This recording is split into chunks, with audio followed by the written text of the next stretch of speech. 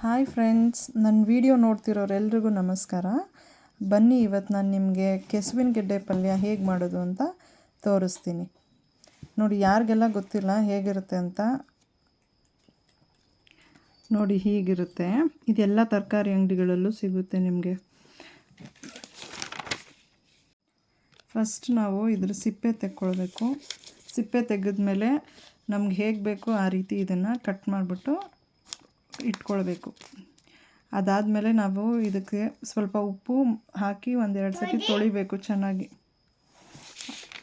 ಆಮೇಲೆ ಇದನ್ನು ತೊಳೆದಿದ್ದಾದಮೇಲೆ ಬೇಯಿಸ್ಕೊಳ್ಬೇಕಾದ್ರೆ ಸ್ವಲ್ಪ ಹುಣಸೆಹಣ್ಣು ಹಾಕ್ಕೊಳ್ಬೇಕು. ಇದಕ್ಕೆ ಹುಣಸೆಹಣ್ಣು ಮತ್ತು ಸ್ವಲ್ಪ ಉಪ್ಪು ಹಾಕಿ ಇದನ್ನು ಬೇಯಿಸ್ಬಿಟ್ಟು ನಾವು ಹೆಂಗೆ ಆಲೂಗಡ್ಡೆ ಎಲ್ಲ ಬೇಯಿಸ್ತೀವಿ ಆ ಥರ, ಆಲೂಗಡ್ಡೆ ಗೆಣಸು ಆ ಥರ ಆಗುತ್ತೆ ಬೆಂದಮೇಲೆ. ಇದು ಚೆಕ್ ಮಾಡ್ಕೊಳ್ಬೇಕು. ಇದು ಸ್ವಲ್ಪ ನೋಡಿ ಈ ಥರ ಬೇಗ ಬೆಂದೋಗುತ್ತಿದ್ದು. ಬೆಂದ ಮೇಲೆ ಇದನ್ನು ಎತ್ತಿ ಸಪ್ರೇಟಾಗಿ ಇಟ್ಕೊಳ್ಬೇಕು ನಾವು. ನೋಡಿ, ಈ ಥರ ಕಾಣಿಸುತ್ತೆ ಇದು ಬೆಂದ ಮೇಲೆ. ಇವಾಗ ಒಗ್ಗರಣೆ ಮಾಡ್ಕೊಳ್ಳೋಣ.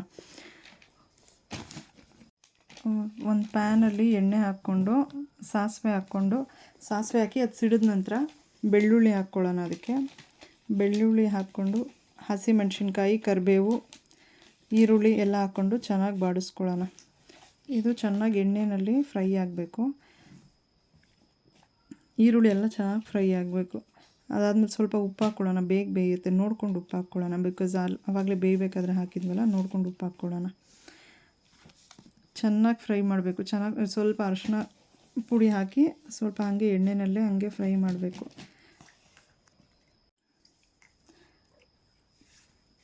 ಒಂದೆರಡು ನಿಮಿಷ ಫ್ರೈ ಮಾಡೋಣ. ಫ್ರೈ ಮಾಡಿದ್ಮೇಲೆ ಟೊಮೆಟೊ ಆ್ಯಡ್ ಮಾಡ್ಕೊಳ್ಳೋಣ. ಟೊಮೆಟೊ ಆ್ಯಡ್ ಮಾಡಿಕೊಂಡು ಅದು ಚೆನ್ನಾಗಿ ಬೇಯಬೇಕು. ಅದನ್ನು ಸ್ವಲ್ಪ ಹೊತ್ತು ಬೇಯಕ್ಕೆ ಬಿಡಬೇಕು ನಾವು ಚೆನ್ನಾಗಿ. ಅದು ಚೆನ್ನಾಗಿ ಬೆಂದ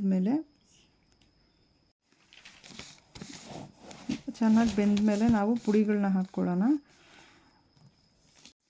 ಇದನ್ನು ಡ್ರೈ ಆದರೂ ಮಾಡ್ಕೊಳ್ಬೋದು, ಇಲ್ಲ ಗೊಜ್ಜು ಥರ ಆದರೂ ಇಟ್ಕೊಳ್ಬೋದು. ನಾನಿಲ್ಲಿ ಚೆನ್ನಾಗಿ ಫ್ರೈ ಮಾಡಿಬಿಟ್ಟು ಇದನ್ನು ಡ್ರೈ ಥರ ಮಾಡ್ಕೊಳ್ತಾ ಇದ್ದೀನಿ. ಗೊಜ್ಜು ಬೇಕಾದವರು ಇದಕ್ಕೆ ಸ್ವಲ್ಪ ನೀರು ಹಾಕ್ಕೊಂಡು ಇದು ಮಾಡ್ಕೊಳ್ಬೋದು.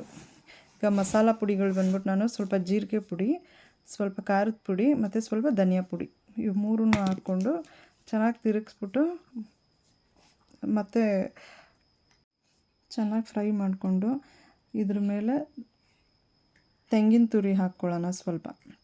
ಸ್ವಲ್ಪ ಎಕ್ಸ್ಟ್ರಾ ಟೇಸ್ಟ್ ಇರುತ್ತೆ ತೆಂಗಿನ ತುರಿನ ಆ್ಯಡ್ ಮಾಡಿಕೊಂಡ್ರೆ. ಅದನ್ನು ಸ್ವಲ್ಪ ಹಾಕ್ಕೊಂಡು ಬಿಸಿ ಮಾಡ್ಕೊಳ್ಳೋಣ. ತೆಂಗಿನ ತುರಿ ಹಾಕಿ ಸ್ವಲ್ಪ ಬಿಸಿ ಮಾಡ್ಕೊಂಡಿದ್ದ ತಕ್ಷಣ ನಾವು ಇದಕ್ಕೆ ಬೇಯಿಸಿಟ್ಕೊಂಡಿದ್ವಲ್ವ ನಾವು, ಆ ಕಾಯಿನ ಮಿಕ್ಸ್ ಮಾಡ್ಕೊಳ್ಳೋಣ. ಆ್ಯಕ್ಚುಲಿ ಇದು ಆರೋಗ್ಯಕ್ಕೆ ತುಂಬ ಒಳ್ಳೆಯದಂತೆ. ಆಮೇಲೆ ಇದರಲ್ಲಿ ಫೈಬರ್ ಕಂಟೆಂಟ್ ಜಾಸ್ತಿ ಇರೋದ್ರಿಂದ ಸ್ವಲ್ಪ ಕೊಲೆಸ್ಟ್ರಾಲ್ ಲೆವೆಲ್ಸ್ ಎಲ್ಲ ಜಾಸ್ತಿ ಇರೋರು ತಿಂದರೆ ಸ್ವಲ್ಪ ಕೊಲೆಸ್ಟ್ರಾಲ್ ಡೌನ್ ಆಗುತ್ತೆ. ಇದೊಂದು ರೀತಿ ಡಯಟ್ ಫುಡ್ ಅಂತಲೂ ತಿಳ್ಕೊಳ್ಬೋದು. ಬೇಯಿಸಿ ಹಾಗೇನೂ ತಿನ್ಬೋದು ಡಯಟ್ ಮಾಡೋರು, ತುಂಬ ಒಳ್ಳೆಯದು.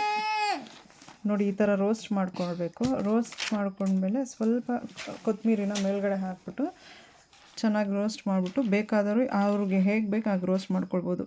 ಆಲ್ರೆಡಿ ಬೆಂದಿರೋದಕ್ಕೆ, ಒಗ್ಗರಣೆ ಬಿದ್ದಿರೋದಕ್ಕೆ ಅದು ಹಂಗೆ ತಿನ್ನೋಕ್ಕೂ ಚೆನ್ನಾಗಿರುತ್ತೆ. ಡ್ರೈ ರೋಸ್ಟ್ ಮಾಡಿದ್ರು ಚೆನ್ನಾಗಿರುತ್ತೆ. ನೋಡಿ, ನಾನು ರೋಸ್ಟ್ ಮಾಡಿರೋದು ಆನಿಯನ್ಸು ಅದು ಎಲ್ಲ ಚೆನ್ನಾಗಿ ರೋಸ್ಟ್ ಆಗಿಬಿಟ್ಟು ಫ್ಲೇವರ್ ಎಲ್ಲ ಚೆನ್ನಾಗಿ ಬಿಟ್ಟಿದೆ, ಬೆಳ್ಳುಳ್ಳಿದಾಗಲಿ ಈರುಳ್ಳಿದಾಗಲಿ ಎಲ್ಲ. ನೋಡಿ ಫ್ರೆಂಡ್ಸ್, ಇವಾಗ ರೆಡಿಯಾಗಿದೆ ಸರ್ವ್ ಮಾಡಿ ತಿನ್ನೋದಕ್ಕೆ. ಇದನ್ನು ಚಪಾತಿ ಜೊತೆನೂ ತಿನ್ಬೋದು, ಅನ್ನ, ಬೇಳೆ, ಸಾರು ಎಲ್ಲದ್ರ ಜೊತೆ ನೆಂಚ್ಕೊಂಡು ತಿನ್ನೋಕ್ಕೆ ತುಂಬ ಚೆನ್ನಾಗಿರುತ್ತೆ. ಐ ಹೋಪ್ ನಿಮ್ಮೆಲ್ರಿಗೂ ಇಷ್ಟ ಆಗಿದೆ ಅಂತ ತಿಳ್ಕೊಂಡಿದ್ದೀನಿ. Thank you so much.